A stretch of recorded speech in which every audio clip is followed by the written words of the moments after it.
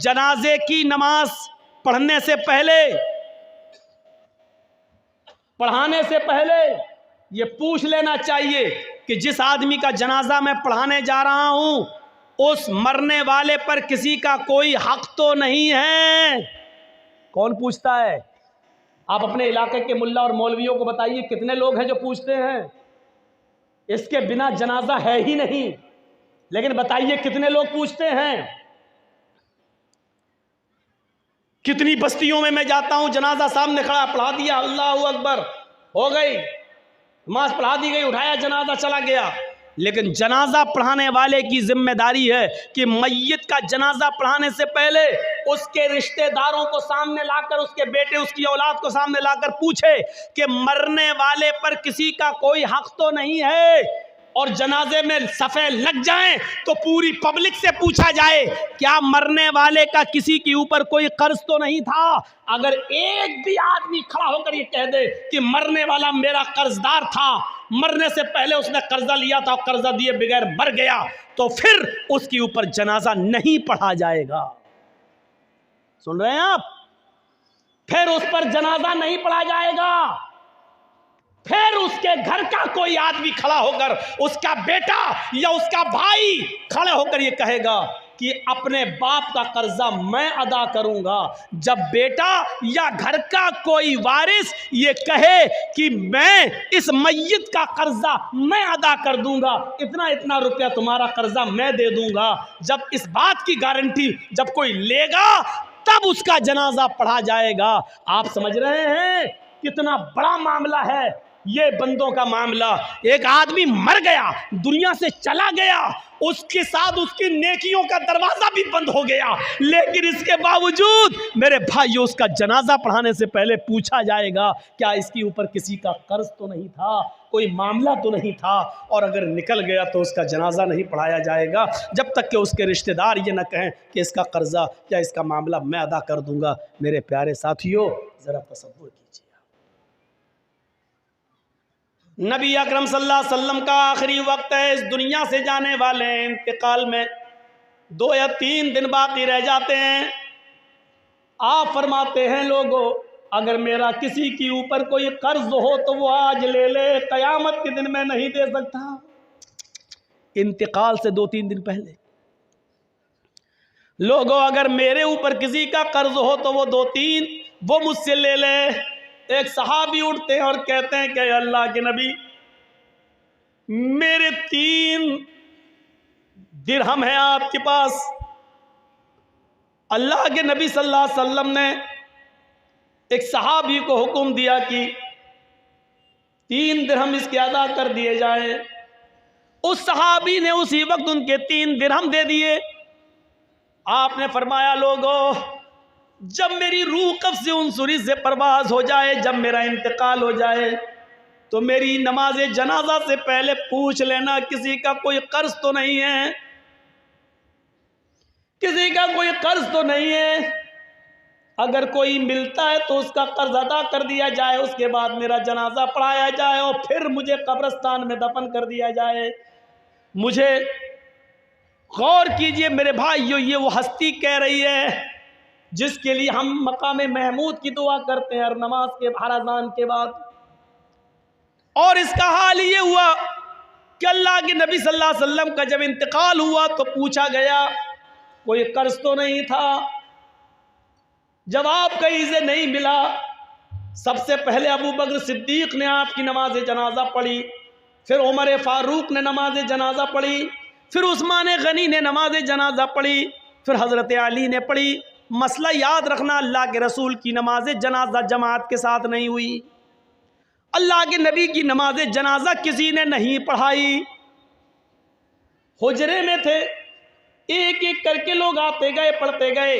पहले अबू बकर सिद्दीक ने पढ़ी, फिर उमर फारूक ने पढ़ी, फिर उस्मान गनी ने पढ़ी, फिर हज़रत अली ने पढ़ी, फिर एक एक साहबा बाद में आते गए, पढ़ते गए, एक एक करके पढ़ते जाते, निकलते जाते।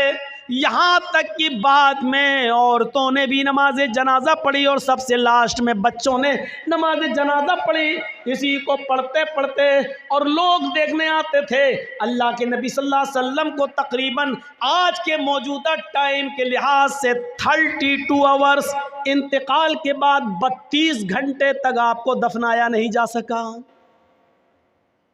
32 घंटे तक आपको दफनाया नहीं जा सका। और उसके बाद जब आपको दफना दिया गया, मिट्टी आपकी हो जाती है, तो हजरत अबू बकर सिद्दीक जब तक खलीफा रहे ऐलान करते रहे, लोगों अगर नबी अकरम सल्लल्लाहु अलैहि वसल्लम का कर्ज किसी के ऊपर हो तो वो मुझसे ले ले। लेकिन अबू बकर सिद्दीक 2 साल तक खलीफा रहे, 2 साल तक बराबर ऐलान किया, लेकिन कोई नहीं आया। फिर हजरत उमर फारूक का जमाना आया। हजरत उमर फारूक के पूरे 10 साल तक ऐलान होता रहा, अगर नबी अकरम का कर्ज किसी के ऊपर हो, अगर किसी ने नबी को कर्ज दिया हो और उसका कर्ज बाकी हो तो वो उमर से आकर ले ले। हजरत उमर फारूक के 10 साल की खिलाफत में भी कोई कर्जा लेने नहीं आया। हजरत उस्मान गनी का जब जमाना आया तो 12 साल तक ऐलान किया जाता रहा, अगर नबी अकरम ने किसी से कर्ज लिया है तो वो आकर मुझसे कर्ज ले ले, मैं नबी का कर्ज देने के लिए तैयार हूँ। लेकिन 12 साल तक उस्मान गनी के ज़माने में भी कोई कर्ज लेने नहीं आया। ज़रा अंदाज़ा लगाइए कि कर्जे का मामला कितना भयानक होता है। अल्लाह के नबी सल्लल्लाहु अलैहि वसल्लम अपने इंतकाल से पहले खुद ऐलान कर रहे हैं, अगर किसी का कर्ज मेरे ऊपर है तो ले ले। एक उठते हैं और कहते हैं कि मेरे 3 दिरहम में आपने दिलवा दिए, फिर कोई नहीं मिला। अबू बकर सिद्दीक ने 2 साल तक ऐलान किया लेकिन कोई नहीं मिला। उमर फारूक ने 10 साल तक ऐलान किया लेकिन कोई नहीं मिला। उस्मान गनी भी कहते रहे कि नबी का कर्ज किसी के ऊपर हो तो मुझसे ले ले, लेकिन 12 साल तक किसी ने कोई कर्ज नहीं मांगा। गौर करो कि कर्ज का मामला कितना भयानक होता है, क्योंकि कर्जदार आदमी की रूह लटकती रहती है ज़मीन और आसमान के बीच में। मेरे प्यारे साथियों, जब तक उसका कर्जा अदा न कर दिया जाए, मेरे भाइयों, ये मामला बड़ा अजीब व गरीब रहता है। आइए इस मामले को समझने की कोशिश कीजिए। हुकूकुल्लाह, अल्लाह माफ़ कर सकता अपना हक, लेकिन बंदे का हक माफ़ नहीं करेगा। अगर किसी ने किसी से कर्ज लिया है तो पहली फुर्सत में कर्ज अदा कर दे, पहली फुर्सत में कर्ज अदा कर दे, क्योंकि नमाजें बेकार हो जाती हैं, रोज़े बेकार हो जाते हैं, हज बेकार हो जाता है। हज इसीलिए फरमाया कि कर्जा लेकर हज जैसी इबादत भी आप करने नहीं जा सकते। कर्जा लेकर कुर्बानी आप कर सकते हैं, लेकिन एक वादा कीजिए, कर्जा जिस आदमी से ले रहे हैं उससे वादा कीजिए कि 1 महीने में मैं आपका कर्जा दे दूंगा, आप मुझे 12,000 15,000 रुपए बतौर कर्ज दे दीजिए ताकि हमें खस्सी ले लें और कुर्बानी कर दें। कर्जा लेकर कुर्बानी की जा सकती है, लेकिन अगर आपको यह अंदेशा हो कि हम उसका कर्जा अदा नहीं कर पाएंगे तो फिर कर्जा लेकर कुर्बानी करना भी आपके लिए जायज़ नहीं है। अगर आपको यकीन है कि कर्जा हम दे सकते हैं तो 1 महीना 2 महीने की इजाज़त लेकर कर्जा ले सकते हैं, लेकिन कर्जा लेकर हज करने नहीं जा सकते, क्योंकि कर्जदार पर हज है ही नहीं। कर्जदार पर हज नहीं, हज तो उस पर फर्ज है जो साहिब में इस्तिताअत हो। मन इस्तता इलैहि सबीला, जो इन इस्तता इलैहि सबीला, अगर तुम वहां तक जाने की ताकत रखते हो तो हज करो, तो हज करो। अगर वहां तक जाने की ताकत नहीं है, इस्तिताअत नहीं है, तो आप हज ना करें। कितनी बुरी आदत कहां से कहां निकल गया और कहां बह गया, यहां पहुंच गया मैं।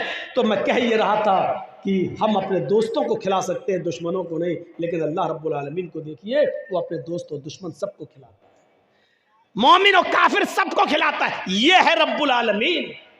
इसके बाद आइए दूसरी आयत पर, अर्रहमानिर रहीम, कितनी बड़ी नेमत है। वो बड़ा ही रहम करने वाला, इंतहाई मेहरबान है। अल्लाह कितना बड़ा मेहरबान है, ये समझने के लिए बाद में हम आपको इस तरफ बाद में आएंगे। पहले ये सोचिए, अल्लाह कहता है कि मेरे पास रहमत के 100 दर्जे हैं। इस बात को ज़रा गौर से सुनिएगा, ये समझ गए तो पूरी तकरीर समझ जाएंगे।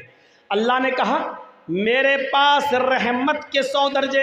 अल्लाह ने कहा, मतलब अल्लाह के नबी ने कहा, अल्लाह ने फरमाया, यानी हदीस कुदुसी। अल्लाह के नबी फरमाते हैं कि अल्लाह ने फरमाया मेरे पास रहमत के 100 दर्जे हैं। दुनिया में जो तुम रहमो करम, मोहब्बत और उल्फत देख रहे हो, ये एक दर्जा मैंने दुनिया में उतारा है। रहमत के 100 दर्जों में से सिर्फ एक दर्जा मैंने दुनिया में उतारा है। 99 दर्जे मैंने अपने पास रखे हैं। अब मैं किसी से पूछूं रहमत के कितने दर्जे हैं? 100। और दुनिया में अल्लाह ने कितना दर्जा उतारा है? एक, सिर्फ एक। एक मुर्गी को देखिए आप, मुर्गी बिल्ली को देखती है फौरन भागती है, लेकिन वही मुर्गी जब अंडों पर बैठती है और अंडों से चूजे निकलते हैं, और मुर्गी जहां सड़क पर दाना चुगती है, अपने बच्चे उसके पीछे पीछे आते हैं, अचानक बिल्ली को देखती है मुर्गी तो भागती नहीं है। अब आप देखिए वो मुर्गी अब भाग नहीं रही है, क्योंकि जानती अगर मैं भागूंगी तो मेरे बच्चे मारे जाएंगे। वो मुर्गी अपने परों से खोलकर अपने बच्चों को समेटती है और बिल्ली के सामने सीना तान के खड़ी हो जाती है। इस मुर्गी के अंदर अपने बच्चों की मोहब्बत और अपने बच्चों की उल्फत के लिए परों का खोल देना और अपने बच्चों का समेट लेना, ये उसी एक दर्जे मोहब्बत का हाल है। ये उसी एक दर्जे मोहब्बत का हाल है, 99 दर्जे नहीं। एक कुतिया जब उसके बच्चे पैदा करने का वक्त आता है तो आप देखिए कुतिया भी ऐसी जगह तलाश करती है कि हम अपने पेट से अपने बच्चों को जन्म दे सकें जहां दूसरे कुत्ते ना पहुंच पाए और खतरनाक जानवर वहां पहुंचकर हमारे बच्चों को मार न डालें। आपने देखा कभी? वो कुतिया भी ऐसी जगह तलाश करती है जहां उसके बच्चे महफूज रह सकें। ये मोहब्बत उस कुतिया के अंदर किसने डाली? एक बकरी को देखिए, एक गाय को देखिए, एक भैंस को देखिए, जब वो बच्चा जनती है तो कितनी गलाजत और गंदगी उस बकरी के बच्चे के अंदर होती है। वो बकरी, वो भैंस, वो गाय जब बच्चा पैदा करती है तो अपनी जबान खोल देती है और अपने बच्चे के जिस्म पर लगी हुई गंदगी को अपनी जबान से चाटती है और अपने बच्चे को खड़ा करने की कोशिश करती है और फिर उस बच्चे में रूह फूंक देती है। और फिर आप देखिए जब भैंस या गाय का मालिक उस गाय के दूध को दोहता है तो गाय और भैंस अपने बच्चे को पिलाने के लिए थोड़ा सा दूध ऊपर चढ़ा लेती है, तसव्वुर करो। और जब उसके बच्चे को छोड़ा जाता है तो फौरन वो गाय और भैंस दूध को नीचे उतार के अपने बच्चों को पिलाती है। ये मोहब्बत, ये उल्फत उस गाय के अंदर, उस भैंस के अंदर, उस बकरी के अंदर किसने रखी है? ये उसी मोहब्बत, उसी रहमत के एक दर्जे का हाल है, उसी रहमत के एक दर्जे का हाल है। और सुनिए, जिसने 99 दर्जे अपने पास रखे हो वो कितना मेहरबान होगा। एक बकरी जब अपने बच्चे पर इतना मेहरबान है, एक कुतिया अपने बच्चे पर इतना मेहरबान है, एक मुर्गी अपने बच्चों के लिए इतना मेहरबान है, तो सोचिए ये अभी एक दर्जा है। अभी हम इंसानों पर नहीं आए, अभी हम इंसानों पर नहीं आए। हजरत उमर फारूक फरमाते हैं एक जंग के अंदर कुछ कैदी गिरफ्तार किए गए और गिरफ्तार करके उनको जनाब मोहम्मद रसूलुल्लाह के सामने लाया गया। एक जंग के अंदर कुछ कैदियों को गिरफ्तार किया गया और उन कैदियों को मोहम्मद रसूलुल्लाह के सामने पेश किया गया। उन कैदियों में एक औरत भी थी। जो कैदी कैद करके लाए गए, जो मुजरिम कैद करके लाए गए, उन मुजरिमीन की लिस्ट में, उन कैदियों की लिस्ट में एक औरत भी थी। उसका बच्चा कहीं, शीरख्वार बच्चा, दूध पीता बच्चा कहीं गुम हो गया था, कहीं खो गया था, दूध पीता बच्चा। ये औरत जब अल्लाह के नबी सल्लल्लाहु अलैहि वसल्लम के सामने पेश की गई और जो कैदी नबी के सामने पेश किए गए, इस औरत को होश नहीं है कि हमको नबी के सामने पेश किया गया है, क्या सजा मिलेगी। उसका दिमाग अपने बच्चे की तरफ लगा हुआ है। वो अपने बच्चे के बारे में सोचती है कि मेरा दूध पीता बच्चा कहाँ होगा। यहां तक कि वो नबी अकरम सल्लल्लाहु अलैहि वसल्लम के हुक्म के मुताबिक कैदियों को एक मैदान में जमा कर दिया गया। उस मैदान में उस औरत को भी लाया गया। वो औरत जिस भी छोटे बच्चे को देखती, जिस छोटे बच्चे को देखती, जिस दूध पीते बच्चे को देखती, उससे छीन लेती और अपने पिस्तान से उस बच्चे को लगाकर दूध पिलाने लगती। अल्लाह के नबी ने पूछा, ऐसा ये औरत क्यों कर रही है? जिस औरत के बच्चे को देखती ये पकड़ लेती और अपने पिस्तान का दूध पिलाने लगती, ऐसा क्यों है? जवाब मिला, अल्लाह के नबी, इस औरत का बच्चा कहीं गुम हो गया है, इसलिए ये हर बच्चे को अपना बच्चा समझ रही है। अल्लाह के नबी ने उस औरत की उस मोहब्बत को देखा, उस औरत की उस रहमत को देखा, जो दूसरों के बच्चे को अपना बच्चा समझ रही है। अल्लाह के नबी सहाबा से सवाल करते हैं, आए मेरे साथियों, अगर इसको इसका बच्चा मिल जाए और फिर इस औरत से कहा जाए कि अपने बच्चे को आग में फेंक दो, तो तुम क्या उम्मीद रखते हो, क्या ये औरत अपने बच्चे को आग में डाल देगी? तसव्वुर करो नबी का सवाल। जो औरत दूसरे के बच्चे को अपना बच्चा समझ रही है, अगर इसको इसका बच्चा मिल जाए, फिर इस औरत से कहो कि अपने बच्चे को आग में डाल दे, जलती हुई आग में डाल दे, तो क्या वो डाल देगी? सहाबा ने कहा नहीं, हरगिज नहीं। उसकी मोहब्बत ये कभी गवारा नहीं करेगी कि वो अपने बच्चे को आग में डाल दे। अल्लाह के नबी फरमाते हैं, मेरे साथियों, रब की रहमत के 100 दर्जों में से एक दर्जा रहमत का ये हाल है कि वो अपने बच्चे को आग के हवाले नहीं कर सकती है। जिसके पास 99 दर्जे रहमत हो, वो कयामत के दिन अपने बंदे को जहन्नम की आग में कैसे डालेगा? उसकी रहमत ये कैसे गवारा करेगी कि अपने बंदे को जहन्नम में डाल दे?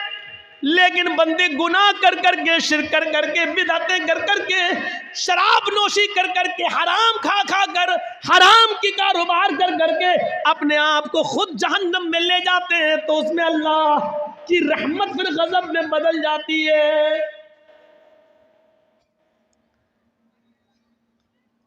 वरना रब की रहमत ये गवारा नहीं करेगी। जिसके पास 100 दर्जे रहमत हो, वो कैसे गवारा करेगा कि मेरा बंदा जहन्नम में जाए? आप एक मिसाल को समझने की कोशिश करें।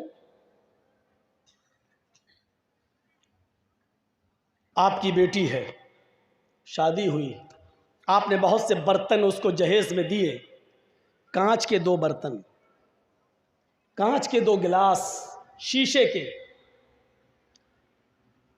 2 गिलास आपने उसको दिए, बहुत से बर्तन दिए, लेकिन 2 गिलास रखे हुए थे अलमारी में,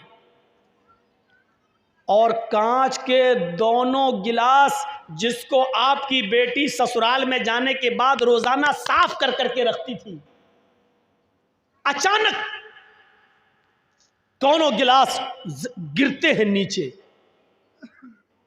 एक गिलास तो टूट कर टुकड़े टुकड़े हो जाता है और दूसरा गिलास बच जाता है। इत्तेफाक है, दूसरा गिलास बच जाता है। अब आपसे मैं पूछता हूं, आपकी बेटी किस गिलास की हिफाजत करेगी, जो बच गया उसकी या जो टूट गया उसकी? कोई भी अक्लमंद इंसान होगा, उसको अगर खड़ा करके पूछा जाए तो वो यही कहेगा, अरे जो टूट गया है उसकी क्या हिफाजत करेगी, वो तो चकनाचूर हो गया है। उसकी हिफाजत करेगी जो बच गया है। तो जो गिलास बच गया उसको उठाएगी, उसको पोंछेगी और फिर रख देगी, और जो टूट गया, चकनाचूर हो गया, वो जानती है कि ये जुड़ नहीं सकता। अब उसको घर में भी रखना गवारा नहीं करेगी, झाड़ू से इधर उधर कांच तो नहीं बिखर गई, किसी के पैर में न चुभ जाए, इसलिए उस जगह को साफ करके उस टूटे हुए कांच के गिलास को साफ करेगी और एक बर्तन में लेकर डस्टबिन में डाल देगी या बाहर कूड़े में जाकर फेंक देगी। उस टूटे हुए गिलास को कभी वो अपने पास नहीं रखेगी। क्यों? हर चीज का एक क्वेश्चन होता है, क्यों? यह भी एक क्वेश्चन है। वो सही सलामत गिलास की हिफाजत कर रही है, लेकिन टूटे हुए गिलास को घर से बाहर क्यों फेंक रही है? इस क्यों का जवाब है, सही सलामत गिलास की हिफाजत इसलिए कर रही है क्योंकि वो काम की चीज है, वो पीने के काम आएगा, मेहमानों को पानी पिलाने के काम या चाय पिलाने के काम या दूध पिलाने के काम आएगा। लेकिन टूटा हुआ बर्तन किसी काम का नहीं, इसलिए उसको बाहर फेंक रही है। चलिए, अब मैं आपसे पूछता हूं कि एक मां के दो बेटे हैं, दोनों बेटे जवान हैं। एक पढ़ लिख कर बहुत काबिल हो गया है, उसकी सरकारी सर्विस लग गई है, उसको 1 लाख रुपया महीना मिल रहा है। मां बूढ़ी हो चुकी है, बाप का इंतकाल हो चुका है। वो बेटा 1 लाख रुपया महीना कमाता है, 50,000 रुपये महीना कमाता है, और उसी पर वो अपना पेट भी पालता है, अपने बीवी बच्चों का पेट भी पालता है और अपनी बूढ़ी मां का भी ख्याल रखता है। लेकिन उसी मां का एक दूसरा बेटा है, वो भी जवान है, लेकिन उसके दोनों पैरों में पोलियो है, लकवा मार चुका है। उसके दोनों हाथों में कंपन है, हाथ भी उसके लकवा मार चुके हैं। वो न उठने के लायक है, न अपने से बैठ सकता है, न अपने से खा सकता है, न अपने से पेशाब और पायखाना कर सकता है। इस बच्चे की उम्र भी 18-20 साल है, इसका भाई भी 20-22 साल का है, जो कमाता है और अपनी मां को खिलाता है। लेकिन ये बेचारा अपाहिज बच्चा, दोनों पैरों से अपाहिज, दोनों हाथों से अपाहिज, बिस्तर पर लेटा है। ये न कमा सकता है, न मां का पेट भर सकता है, न खुद खा सकता है। ये बच्चा भी नाकारा है, किसी काम का नहीं है, बेकार है।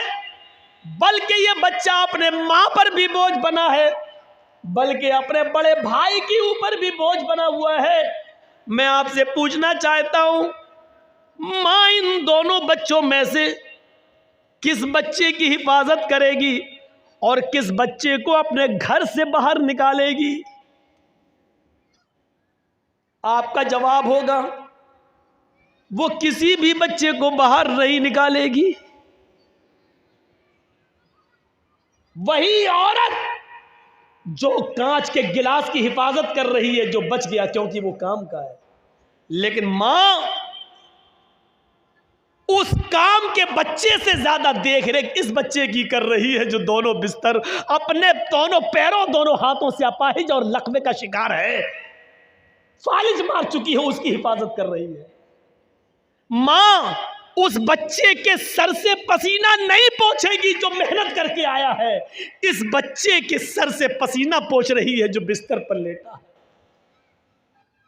मां उस 20-22 साल के बच्चे का पेशाब और पायखाना साफ नहीं करा सकती है, बल्कि अब इतना बड़ा हो चुका है वो बच्चा कि वो मां अपने बड़े बेटे की शर्मगाह भी देखना गवारा नहीं करेगी। लेकिन इस 18 साल के और 20 साल के बच्चे की शर्मगाह देखना तो बहुत दूर की बात, उसकी गंदगी को भी अपने हाथ से साफ कर रही है और उसकी पेशाब की जगह को भी धो रही है। मेरे भाइयों, तसव्वुर कीजिए, मां के दिल में ये रहम और ये मोहब्बत का जज्बा ये कहां से आया? ये उसी रब की 100 दर्जे रहमत में से उतारी हुई एक रहमत के एक दर्जे का हाल है। ये मां उस बच्चे को ज्यादा प्यार करेगी जो बच्चा अपाहिज है, लंगड़ा लूला है और लकवे का शिकार है। ये मां उसकी ज्यादा देख रेख कर रही है। क्यों? अगर अल्लाह माँ बाप के दिल से ये रहमत निकाल दे तो माँ बाप से बड़ा हमारा दुश्मन कोई हो सकता है? बताइए। कमीना पैदा हो गया, कमाएं हम और मर के हम चले जाएं तो हमारे बनाए हुए घर में तू रहेगा? बाप की मेहनत, बाप का रात में जाग जाग कर मेहनत करके मजदूरी करके बिल्डिंग बनाना, जबकि बाप को मालूम है कि इस बिल्डिंग में हम नहीं रहेंगे, मेरे मरने के बाद मेरी औलाद रहेगी। अगर अल्लाह बाप के और माँ के दिल से ये मोहब्बत निकाल दे तो माँ बाप से बड़ा हमारा दुश्मन कौन हो सकता है? मेरी मेहनत की कमाई में तू रहेगा, लेकिन नहीं रहेगा। क्यों? क्योंकि बाप की मोहब्बत ये गवारा नहीं कर सकती है कि मेरी औलाद मारी मारी फिरे। ये मोहब्बत किसने पैदा की है? उसी रब ने। और 100 दर्जे रहमत के एक उतारा है, और एक रहमत के दर्जे का हाल यह है जो मुर्गी अपने बच्चों से प्यार कर रही है, बकरी अपने बच्चों से, भैंस अपने बछड़े से, गाय अपने बछड़े से। ये मोहब्बत का तकाजा है। और माँ अपने बेटे से मोहब्बत कर रही है, ये मोहब्बत का तकाजा है। मेरे प्यारे साथियों, जरा तसव्वुर करो रब की रहमत का एक दर्जा। अब जरा आइए फिर देखिए रब की रहमत का हाल क्या है। आइए और फिर देखिए कि रब की रहमत का हाल क्या है। फरमाया कि अल्लाह रब्बुल आलमीन की रहमत ये कैसे गवारा कर लेगी? जब एक माँ अपने बच्चे को आग में डालना गवारा नहीं कर सकती है तो अल्लाह रब्बुल आलमीन की रहमत ये कैसे गवारा करेगी? जबकि उसके पास रहमत के 100 दर्जे हैं, कैसे गवारा करेगी कि अपने बंदे को आग में डाल दे? बनी इस्राइल का एक वाक़या बयान करते हुए नबी अकरम ने फरमाया, एक शख्स अपने ऊंट को अपने घर के सारे सामान के साथ पैक करके निकलता है और एक सहरा और जंगल से होता हुआ जाता है। थक गया, जंगल में एक पेड़ से, एक दरख्त से वो अपने ऊंट को बांध देता है और थोड़ी देर दरख्त के साए में आराम करने लगता है। आंख खुलती है तो देखता है कि मेरा ऊंट गायब। उसमें पूरे घर का सामान बंधा था। अब ऊंट गायब, होश उड़ गए हैं। ऊंट गायब, मेरे घर का पूरा सामान ऊंट पर और ऊंट गायब। वो कभी इस झाड़ी जाता, कभी उस झाड़ी में देखता, कभी इस पहाड़ी पे चढ़ता, कभी उस पहाड़ी पे चढ़ता। वो पूरा जंगल तलाश कर डाला लेकिन उसको ऊंट नहीं मिला। उसको ऊंट नहीं मिला। पूरा जंगल तलाश कर देता है लेकिन उसको ऊंट नहीं मिलता है। मायूस होकर उसी पेड़ के पास आता है, हाथ सर पे रखकर सोचने लगता मैं क्या करूंगा। बड़ी मेहनत से माल कमाया था, गायब हो गया ऊंट, कहां चला गया? अब कितना दिन लगेगा उतना माल कमाने में और अपने घर का साजो सामान बनाने में कितना वक्त लगेगा? अब ये सोच ही रहा था, थका हुआ था कि अचानक नींद आ गई। थोड़ी देर के बाद आंख खुलती है, क्या देखता है कि मेरा ऊंट उसी पेड़ से बंधा हुआ है जिस पेड़ से गायब हुआ था। आता है ऊंट तो ये है, जाकर देखता बंधा है। सामान देखता है तो उसके ऊपर अनाज का एक दाना भी कम नहीं है। जैसे वो अपने घर से लाया था वैसा ही हूबहू, सेम टू सेम वैसा ही ऊंट पर लगा हुआ है और एक भी चीज गायब नहीं है। इस चीज को देखता है तो मारे खुशी के, हमने दिन भर ऊंट ढूंढा, तलाश किया तो मिला नहीं और अचानक अपने आप आ गया और सामान भी गायब नहीं। इसको देखकर वो इतना खुश होता है, इतना खुश होता है कि ऊंट को देखता जाता और नजरें आसमान पे डालता जाता और अपने रब से कहता जाता, अल्लाहुम्मा अंता अब्दी व अना रब्बुक। अय अल्लाह, मान गया तेरी कुदरत, अय अल्लाह मान गया मैं तुझे, वाकई तू मेरा बंदा है और मैं तेरा खुदा। नहीं समझ पाए ना? उसने क्या जुमला इस्तेमाल किया? मारे खुशी के उसने क्या कहा? अल्लाहुम्मा अंता अब्दी, वाह वाकई तू मेरा बंदा है, वाना रब्बुक और मैं तेरा रब। उल्टा बोल गया, समझ रहे ना क्या बोल गया वो? उसको बोलना ये चाहिए था कि वाकई मैं तेरा बंदा और तू मेरा रब है, लेकिन ऊंट पा गया, सामान लदा है, खुशी में उसको पता नहीं है, दिमाग से हट गया। इतनी खुशी हुई उसको, इतनी खुशी हुई कि उसका दिमाग ठिकाने नहीं रहा और मारे खुशी में कह गया अल्लाहुम्मा अंता अब्दी व अना रब्बुक, वाकई तू मेरा बंदा और मैं तेरा रब हूं। अल्लाह ने जुमले सुने तो मुस्कुरा दिया। ये मुस्कुराने वाला जुमला थोड़ी है। अब मेरा बेटा खुशी में अगर ये कह दे कि मैं तुम्हारा बाप हूं तुम मेरे बेटे, भाई कोई चीज़ मैं ला के उसको दूं खुशी में जो उसको बहुत पसंद हो और खुशी खुशी कहते वाह तुम मेरे बेटे हो मैं तुम्हारा बाप, तो हम नाराज़ थोड़ी होंगे। हम तो खुश होंगे कि देखो खुशी में बेचारा ऐसा कह रहा है, जबकि कहना ये चाहता था कि हाँ तुम मेरे प्यारे अब्बू हो और मैं तुम्हारा बेटा, लेकिन धोखे से उसके मुंह से निकल गया मारे खुशी के हाँ मैं तुम्हारा बाप हूं तुम मेरे बेटे। ये बाप अच्छी तरह जानता है कि बेटा मजाक में कह रहा है या धोखे से निकल गया, ये सही में कह रहा, ये बाप जानता। और रब जानता है कि मेरा बंदा ये कहना नहीं चाह रहा था, लेकिन धोखे से खुशी में उसकी जबान से जुमला निकला, इसलिए वो मुस्कुरा रहा है। अगर यही जुमले उसने जानबूझकर कहे होते तो माफ कीजिएगा वो कहीं का नहीं रहता। इतने खतरनाक जुमले तो फिरौन ने भी इस्तेमाल नहीं किए। फिरौन भी लोगों से कहता था अना रब्बुकुमुल आला, मुझे अपना रब कहो, मैं तुम सबका रब हूं। फिरौन भी लोगों से ये कहता था मैं तुम्हारा रब हूं, लेकिन फिरौन ने कभी अल्लाह से नहीं कहा कि मैं तेरा भी रब हूं।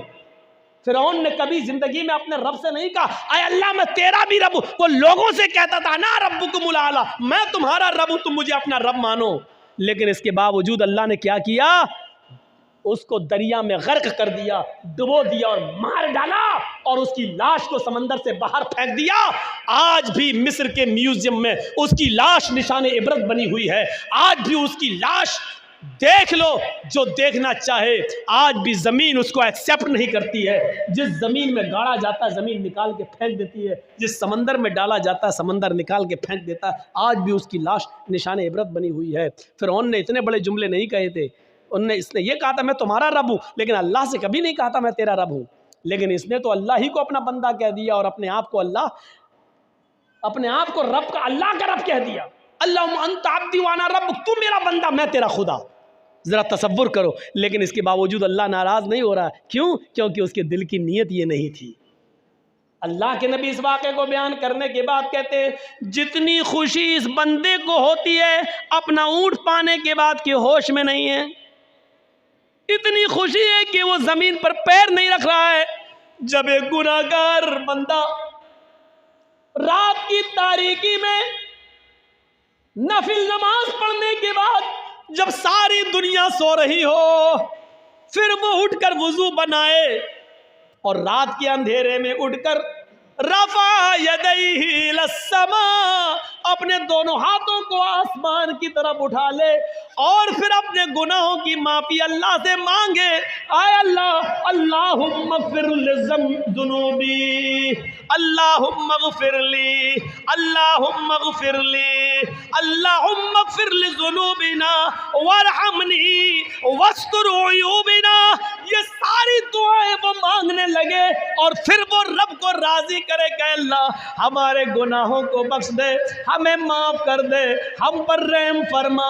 अल्लाह के नबी फरमाते हैं जब एक गुनाहगार बंदा अपने रब के सामने अपने दामन को फैला लेता है, अपनी झोली फैला लेता है और रब के सामने अपने हाथ उठाकर दुआ मांगता है आय अल्लाह मुझे माफ कर दे, मेरे गुनाह बख्श दे, तो अल्लाह ताला को इस बंदे से भी ज्यादा खुशी होती है जो अभी मारे खुशी के ये कह गया तू मेरा बंदा मैं तेरा रब।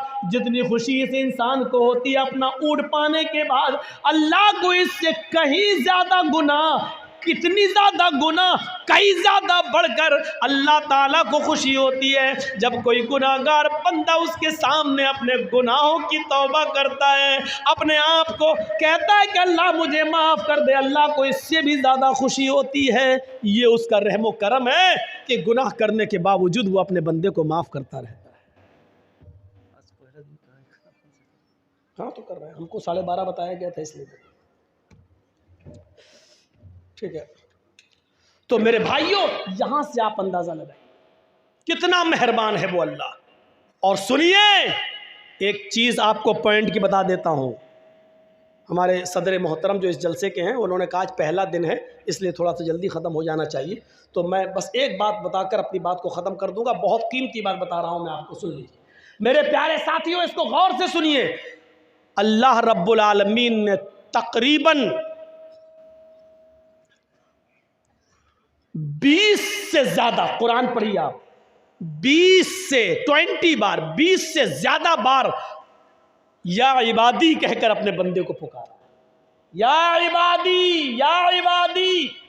बल्कि बड़े से बड़े गुनहगार को भी यही कहा, कुल या इबादी अल्लज़ीना असरफ़ू अला अनफुसिहिम ला तक़नतू मिन रहमतिल्लाह। इस प्यार और मोहब्बत भरे जुमले को सुनिए। बंदा गुनाहगार है, इतना गुनाहगार है कि उसने ज़मीन और आसमान भरकर गुनाह कर रखे हैं। उसको भी अल्लाह ये नहीं कह रहा भाग, तू गुनाहगार है मेरे दरबार में मत आना। उसको भी अल्लाह क्या कह रहा, आए मेरे बंदो, कुल या इबादी अल्लज़ीना असरफ़ू अला अनफुसिहिम, आए मेरे बंदो, अगर गुनाह कर करके तुमने ज़मीन व आसमान भर लिए हो, अगर बहुत ज़्यादा गुनाह करके अपने आप को स्याह काला कर लिया हो, अगर गुनाह कर करके तुमने ज़मीन व आसमान भी भर डाले हो, ला तक़नतू मिन रहमतिल्लाह, तब भी तुम अल्लाह की रहमत से मायूस मत हो जाओ, अल्लाह के रहमो करम से मायूस मत हो जाओ। अगर तौबा करोगे तो हम आज भी तुम्हें माफ़ करने के लिए तैयार हैं, अगर बख्शिश मांगोगे तो आज भी मैं तुम्हें बख्शने के लिए तैयार हूँ।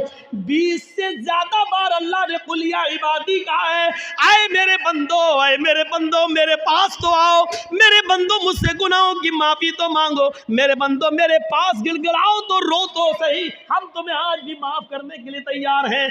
अगर 20 मरतबा या इबादी का है तो कुरान पढ़िए, 300 से ज़्यादा, 300